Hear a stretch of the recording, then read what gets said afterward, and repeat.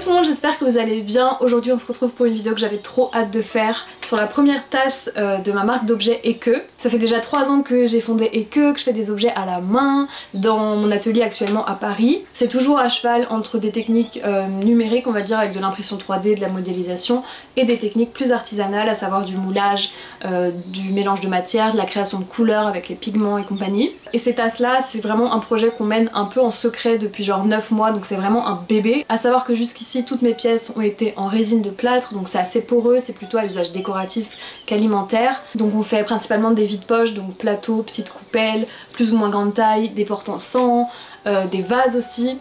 Et depuis le début j'avais grave envie de faire des pièces, on va dire, fonctionnelles à 100%, donc aller plutôt vers de l'usage alimentaire. Et pour ça il faut passer à la céramique. La céramique ça englobe un petit peu tout ce qui se fait en argile, donc en terre cuite. Et surtout j'avais envie de vous parler des choses que j'ai adoré faire, mais aussi un peu des échecs et ce que j'en ai tiré finalement comme leçon. N'hésitez pas à vous abonner à Eke sur Instagram pour suivre un petit peu nos aventures. On adore partager notre processus de création, nos avancées. On fait aussi souvent des workshops et des événements, donc c'est un peu là-bas qu'on tient tout le monde au courant. Mais en tout cas vous avez un petit aperçu des tasses ici. Je suis trop contente du résultat. La jaune, vraiment je crois que c'est devenu ma préférée. De base c'était plus cette bleue un peu clin, un peu des couleurs qu'on adore, qui mettent un peu tout le monde d'accord en vrai. Je vous montre d'abord les résultats et après je vous explique un peu tout ce qu'on a traversé pour avoir ce truc là. Il y a aussi ce vert qui est trop beau, c'est vraiment un vert pomme je dirais. Et enfin la bleue, elle a la parfaite épaisseur celle-là. La première étape, tout par delà finalement, c'est vraiment la conception. Vraiment je vous ai dit c'était un bébé en fait. Pour le coup c'est assez commun à tous les objets que j'ai fait jusqu'à aujourd'hui. La première étape je dirais c'est vraiment de se poser, de réfléchir un peu à l'usage qu'on va faire de cet objet là, et ensuite de commencer à dessiner. Vraiment je trouve que le plus important c'est vraiment de faire du volume entre guillemets. Dans le sens où faut pas avoir peur de faire énormément d'idées.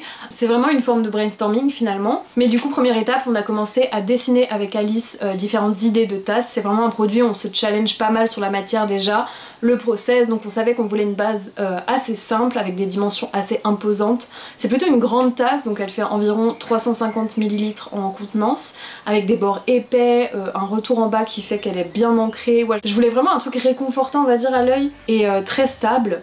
Je voulais que ça fasse vraiment objet en fait de déco, qui soit pas que pratique en vrai.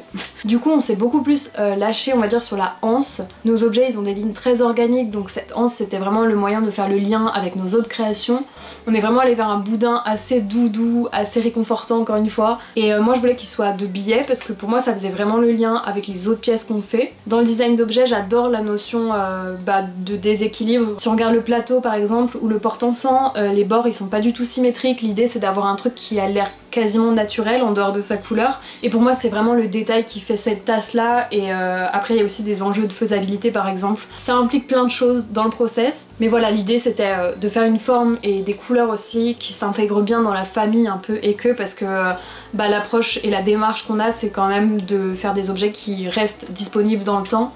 Moi j'ai pas envie de faire des collections chaque fois nouvelles sur des nouveaux thèmes et tout, mais par contre j'adore créer une forme, me la réapproprier constamment avec des nouvelles couleurs, des ajouts de matière, que tu produises toi-même ou avec un artisan par exemple. Il y a plein de choses dont il faut tenir compte pour pouvoir avoir un objet final, parce que la 3D c'est trop cool, on peut faire des trucs vraiment alambiqués de ouf, mais par contre voilà, si c'est quelque chose qu'on veut produire dans la vraie vie, faut penser au fait que ça doit tenir debout entre guillemets. Par exemple si ta tasse a un bord super fin et une anse pleine très lourde, ça va pas fonctionner. Faut aussi penser à comment on va pouvoir répéter cette forme là. Est-ce que c'est un moulage en une seule partie, en 2 parties, en 3 parties, en 18 parties? C'est possible. Mais du coup moi ce projet là je savais que j'avais besoin d'aide pour la partie production, même si j'adore faire des initiations autour, que là j'ai loué un tour pour pouvoir m'y mettre au fur et à mesure. J'ai pas mon propre four, j'ai pas la connaissance qu'il faut pour les émaux, donc les couleurs. Voilà, j'avais vraiment envie de me faire accompagner. Un jour j'espère faire mes propres tasses, mais pour l'instant j'avais vraiment envie de faire ça un peu en tandem avec quelqu'un dont c'est vraiment le métier, et encore une fois à taille vraiment humaine. Donc une fois que j'avais ma 3D, pour passer la vraie vie on va dire, j'ai pris contact avec mon céramiste que j'ai rencontré il y a 3 ans, au moment où j'ai repris la prod moi-même, où j'ai commencé à faire les trucs à la main moi-même. Du coup on a travaillé avec la faïencerie de la Dolaire à Gevenheim, dans le sud de l'Alsace, donc avec Elodie et Thomas. Ils sont que 2, mais franchement ils font tellement de choses, c'est un truc de ouf, genre ils font leurs propres pièces, ils ont leur boutique. Ils font de la cuisson pour des particuliers, ils vendent de la terre, ils font des cours, ils louent aussi des tours de potier, bref, ils sont que 2 mais genre ça tourne de ouf leur truc. Et moi j'avais vraiment besoin de ce contact humain et de prendre part en fait à la prod et à la conception des moules et tout. Ça m'intéressait pas du tout d'aller chez quelqu'un, d'envoyer mes 3D et de lui faire mes trucs. Donc j'avais besoin d'être là pour toutes ces étapes là et de travailler avec quelqu'un qui est ok avec ça aussi. Et du coup on s'est lancé dans la création de nos moules en plâtre et ça a été je pense la partie la plus douloureuse de toute cette histoire. Et après, faut le nettoyer à chaque fois. Enfin, oui, c'est ça, en fait, quand tu démoules, ça, tu vois, quand tu démoules, t'as à chaque fois la jointure là. Ouais. Ça, on l'aura aussi, hein, forcément, oui. vu que t'as 2 parties. Ouais. C'est pour ça que j'ai été obligée d'être allé sur cette épaisseur là. Pour avoir quelque chose de fidèle au maximum à ce qu'on a conçu en 3D sur l'ordinateur, on s'est dirigé vers une impression 3D, donc c'est comme une imprimante 2D on va dire, sauf que en fait ça crée des couches de plastique fondu pour construire du volume au fur et à mesure. Et en fait on a choisi cette technique là pour créer un négatif de notre moule en plâtre, c'est-à-dire qu'on a créé un moule mère ou un moule à moule. Vraiment c'est de la gymnastique parce que du coup j'ai fait une 3D de notre espèce de guide qu'on allait imprimer pour couler nos moules en plâtre dedans. C'est vraiment la partie qui nous a un peu fait perdre du temps entre guillemets, même si en vrai j'ai appris plein de trucs donc je suis très contente. Beaucoup d'argent aussi dans cette histoire.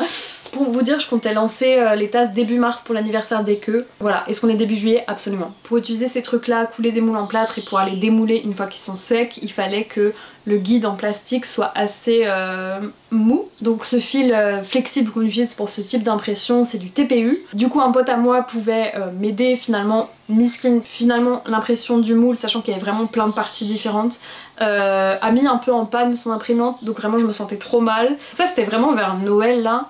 Mais vraiment ça avançait pas et il n'y avait pas de solution, donc j'ai fini par faire appel à un prestataire d'impression 3D et vraiment j'avais trop les nerfs parce qu'en fait j'ai d'abord essayé sur ma propre imprimante, ensuite avec mon pote, finalement avec un prestataire ça m'a coûté genre 800 €. Donc en fait pour 50 tasses, c'est le moment où j'ai enterré l'espoir de faire ne serait-ce qu'1 € par tasse. Bien sûr le prix d'un objet c'est quelque chose qui est très subjectif, mais là voilà, même si on a l'air de sortir une tasse qui est chère dans les prix en soi par rapport à nos autres objets, vous enlevez la TVA, vous enlevez le coût de ce moule là par rapport aux 50 pièces et la part de notre artisan, vraiment il reste rien du tout. Et on parle pas de com, on parle pas de loyer d'atelier, on parle pas de d'événements, de location, etc.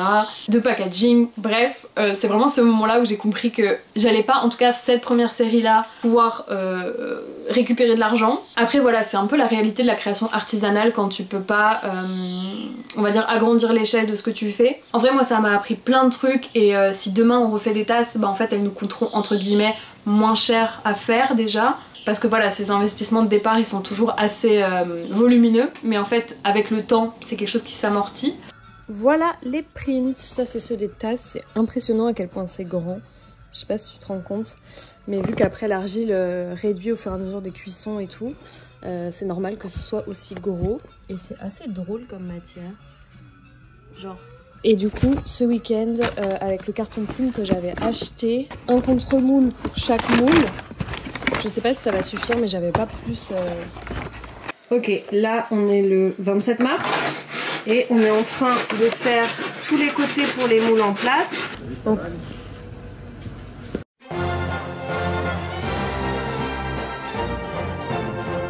à partir du moment où on a nos moules en plâtre qui sont secs surtout, parce que ça met, une fois qu'on les a créés, ça met genre 2-3 semaines à être fonctionnel et assez sec, on peut commencer à couler des pièces. Donc là c'est du grès, et il va couler littéralement de l'argile liquide dans chaque moule. Pourquoi c'est des moules en plâtre? C'est que ça absorbe l'eau petit à petit, plus on le laisse longtemps, plus on va avoir des bords qui sont épais, et en fait ça va créer une croûte de la forme de l'objet que tu as voulu mouler. Ensuite on vide l'excédent d'argile liquide qui est au milieu et qui s'est pas solidifié, et en fait ce qui reste sur les côtés ça va vraiment être ta pièce.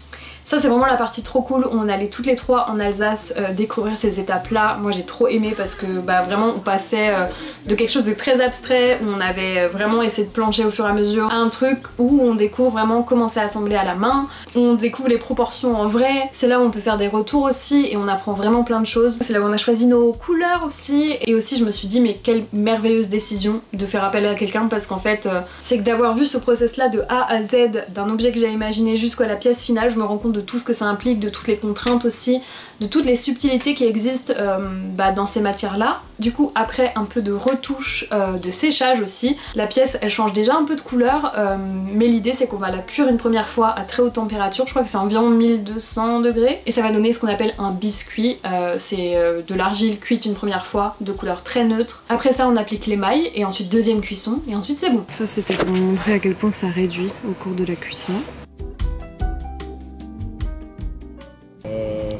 Après il y a des choses plus en vert pomme, un bleu vraiment sombre, tu vois, qui... Là on est sur des émaux, hein, sur des choses brillantes.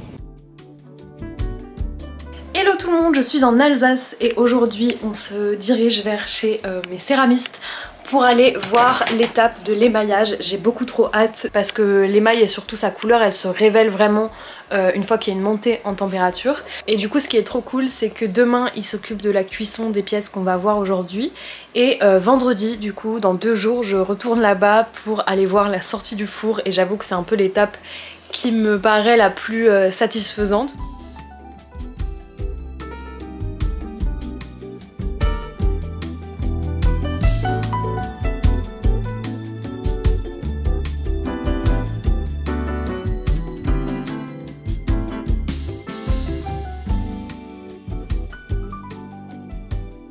L'émail ça se compose de plein de fines poudres, de métal, de pigments. C'est un peu infini parce que tu peux vraiment créer tes propres recettes, tes propres couleurs. Certaines des couleurs qui sont là c'est eux qui les ont créées, d'autres c'est des choses qu'on peut retrouver plus facilement. Il y a d'autres façons d'appliquer de la couleur en céramique, notamment l'engobe qui ressemble un peu plus à de la peinture, mais franchement si je commence... Mais en tout cas pour les couleurs, ouais on a vraiment essayé de rester dans les tons qu'on a l'habitude de faire avec Eke, aussi parce qu'on a vraiment envie d'avoir une cohérence dans tout ce qu'on fait et que ça fonctionne bien ensemble. J'adore le fait qu'on puisse un peu les collectionner, enfin c'est vraiment, j'aime trop les couleurs donc c'était un bonheur de choisir de l'émail et aussi c'était un bonheur de voir la différence entre un échantillon dans un classeur où tu le vois, où il est appliqué d'une certaine manière et tout, et ensuite toi sur ton objet où ça rend pas du tout de la même manière et il y a des belles surprises franchement.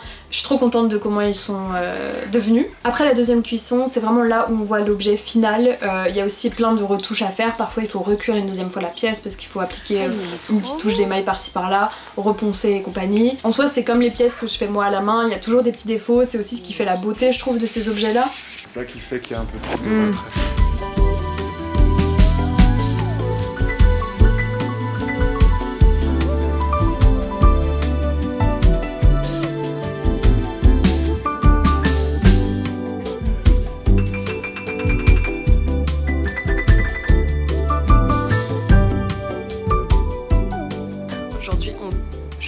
la tasse. On a 2 photographes. Moi j'ai un mec qui pisse. Pardon mais ça va pas très bien.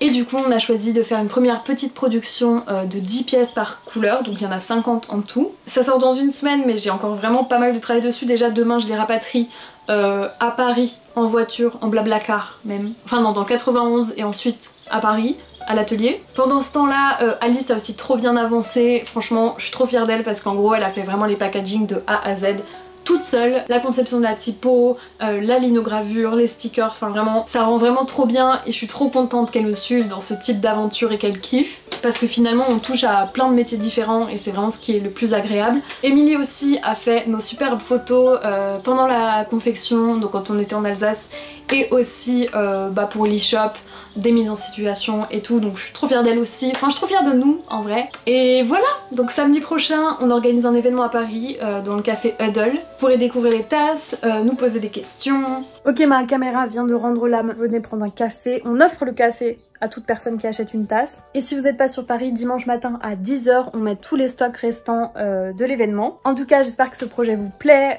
que vous ayez envie de l'acquérir ou pas du tout. En vrai, j'avais vraiment aussi envie d'en parler et il n'y a pas de secret ici, il n'y a pas de gatekeeping sur le process. Et j'adore aussi avoir vos conseils parce que c'est un projet qui est un peu constamment en cours d'amélioration.